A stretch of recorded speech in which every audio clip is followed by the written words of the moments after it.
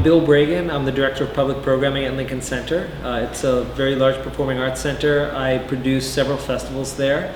Midsummer Night Swing, which is a festival of live music for social dancing, swing, salsa, tango, samba, fajo, disco, things like that. And then I also present a free festival called Lincoln Center Out of Doors. It's music of all types from all over the world, as well as jazz and hip hop and American roots music, modern dance.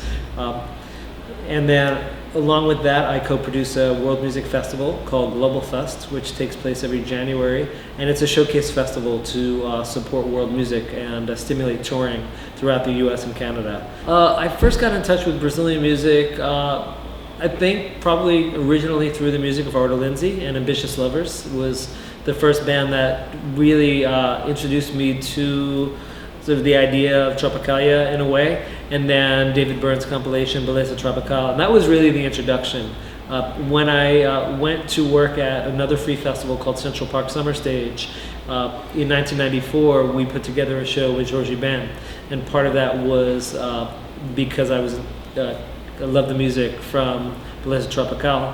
And through that started making personal connections with friends from Brazil, and they started turning me on to other artists, more up-and-coming artists that they thought I should know. So that's where I first heard Lenine, that's where I first heard Chico Science and Nelson Zumbi.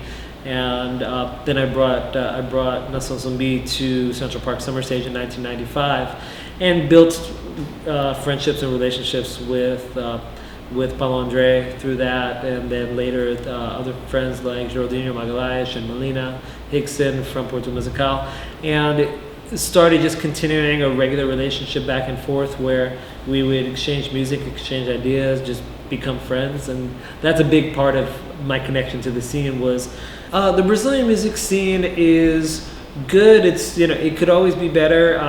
I think what's interesting is you've got both Brazilian artists who are legendary artists, the classic MPB artists, who will tour on a regular basis. So you'll see people like Caetano and Gil come through. But there's also, I think, been a lot of openness for music from the Northeast. I think because of some of these shows, we've had people like Mestre Ambrosio and Siba and DJ Dolores come through.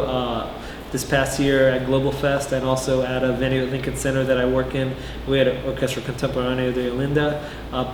And then there are also US-based bands like Forró in the Dark, which are led by Mauro Refosco, who plays with David Byrne and Bebel Gilberto.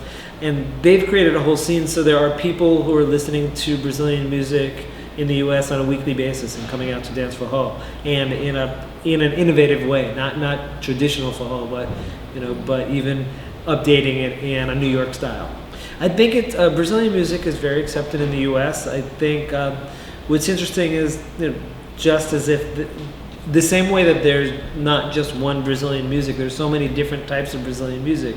There's so many different audiences, and so in certain crowds, people are listening to a lot of baile funk, and that's become very influential with people who are listening to hip hop and electronic music, and kids who are more into the indie music scene, and that's a very different audience than who are listening to people like Luisa Maita or Seo. And so there are multiple audiences. The same way there are different audiences here in Brazil, I think you have to really look at the specific subcultures and the specific scenes in the US. And I think there's an increasing number of people in the US who are more sensitive to the differences in the music from Pernambuco versus the music from Rio or São Paulo or from Salvador. So, I think the people who are professionals working in the scene, I think, are aware of how different the musical cultures can be in different parts of Brazil.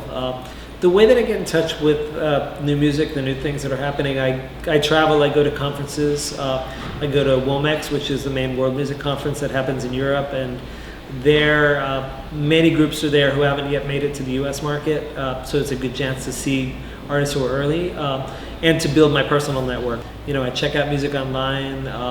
I'm just as likely now, if somebody sends me an email and says, I want to send you my music, I just say, send me a link to the music online. I don't need the physical product. My office is stacked full of CDs I want to listen to, but there's just not enough time in the day. But I find that if I get an EPK that's got 2 or 3 songs and live video and a good bio in English that can tell me a little bit about what to expect, that has as much of a chance of me listening to it as anything else.